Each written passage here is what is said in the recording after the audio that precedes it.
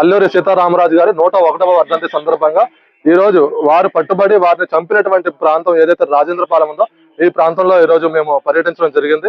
అయితే ఇదే ప్రాంతంలో ఇక్కడ చూస్తున్నారు కదా, ఏదైతే చెట్టు ఉందో ఈ చెట్టు ప్రాంతంలోనే మరి అతిపెద్ద చింత చెట్టు ఉండేది. ఈ చింత చెట్టుకి అల్లూరి సీతారామరాజు గారిని తీసుకొచ్చి వారు మంప ప్రాంతంలో వారు సంధ్యావందనం చేస్తున్న టైంలో వారిని బ్రిటిష్ వారు పట్టుకొని వారిని ఇక్కడికి తీసుకొచ్చి మరి చెట్టుకి కట్టేసి అతి కిరాతకంగా చంపడం జరిగింది.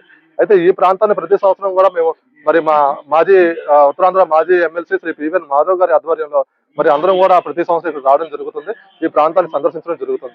అయితే ఇక్కడ ఈ చెట్టు దగ్గరే మరి వారి స్మారక చిహ్నాన్ని కూడా పెట్టడం జరిగింది.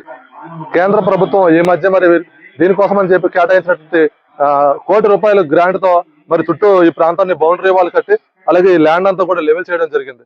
అలాగే ఈ ప్రాంతంలో మరి అల్లూరి సీతారామరాజు గారిని అతి కిరాతకంగా చంపిన తర్వాత వారిని ఇక్కడ నుంచి కేడీపేటకు తీసుకెళ్లి అక్కడ వారిని ఖననం చేయడం జరిగింది.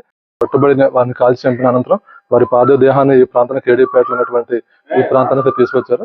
ఇదైతే మన అల్లూరి సీతారామరాజు గారి సమాధి, అలాగే పక్కన ఉన్నది గంటందర్ గారి సమాధి అనమాట. సో వారిరువురు ఈ ప్రాంతంలో వారిరువురు పట్టుబడిన తర్వాత వారిద్దరిని కలిపి చంపిన తర్వాత చెట్టుకేసి కాల్చి చంపిన తర్వాత వారిని ఈ ప్రాంతానికి తీసుకొచ్చి వారిని ఖననం చేయడం జరిగింది. ఆ ప్రాంతంలోనే ఈ సమాధులు కూడా నిర్మించడం జరిగింది.